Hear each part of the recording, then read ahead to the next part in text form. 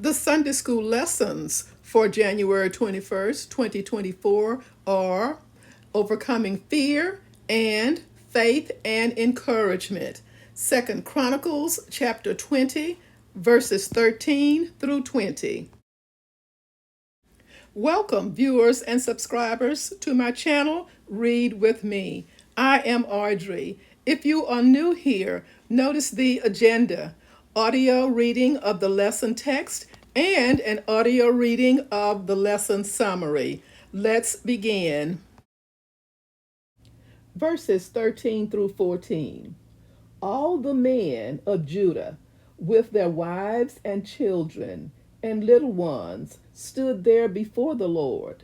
Then the Spirit of the Lord came on Jehaziel, son of Zechariah, the son of Benaiah, the son of Jael, the son of Mattaniah, a Levite and descendant of Asaph, as he stood in the assembly. Verse 15. He said, "Listen, King Jehoshaphat, and all who live in Judah and Jerusalem. This is what the Lord says to you. Do not be afraid or discouraged because of this vast army, for the battle is not yours, but God's." Verse 16. Tomorrow march down against them. They will be climbing up by the pass of Ziv, and you will find them at the end of the gorge in the desert of Jeruel. Verses 17 through 18. You will not have to fight this battle. Take up your positions, stand firm, and see the deliverance the Lord will give you, Judah and Jerusalem. Do not be afraid. Do not be discouraged. Go out to face them tomorrow, and the Lord will be with you. Jehoshaphat bowed down with his face to the ground, and all the people of Judah and Jerusalem fell down in worship before the Lord. Verses 19 and 20. Then some Levites from the Kohathites and Korahites stood up and praised the Lord, the God of Israel, with a very loud voice. Early in the morning, they left for the desert of Tekoa.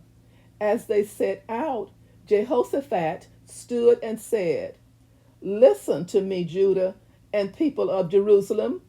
Have faith in the Lord your God, and you will be upheld. Have faith in his prophets, and you will be successful." A brief summary. King Jehoshaphat had offered a passionate plea to the Lord for help, admitting that neither the king nor his people had any strategy or resources to confront the oncoming threat. Perhaps as his prayer progressed, his voice grew louder, possibly even trembling, as he reached the end and declared his utter dependence upon God. And I quote, "We do not know what to do, but our eyes are on you." End of quote. 2 Chronicles chapter 20, verse 12. Then came Jehaziel's spirit-empowered words. The people's outlook changed their outlook. Everyone experiences fear in life. Fear, in and of itself, is not harmful unless it is unfounded or becomes physically and spiritually immobilizing. The essential question is how Christians can overcome fear and continue to be living testimonies to others. The solution in the lesson highlights Jehoshaphat's example of turning to God in prayer and trusting obedience. Walking by faith, even in the face of fear, requires having a vital relationship with God. Overcoming fear begins with acknowledging its reality in our lives. After making this acknowledgement, We must remember whose we are and that God has a predetermined plan and purpose for our lives. Therefore, we can turn to Him in faith, trusting Him to deliver us from fear's adverse effects. Then we can practice our faith in Him in practical ways to help others overcome their fears. We don't have to look far to discover someone experiencing fear and anxiety. Life is filled with multiple challenges and situations that are beyond human control.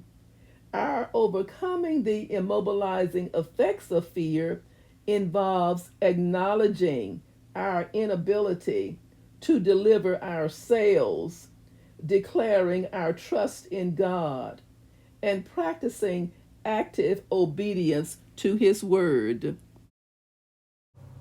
Thank you so much for watching and listening. Join me soon for the next backstory and more. Stay safe and may God bless.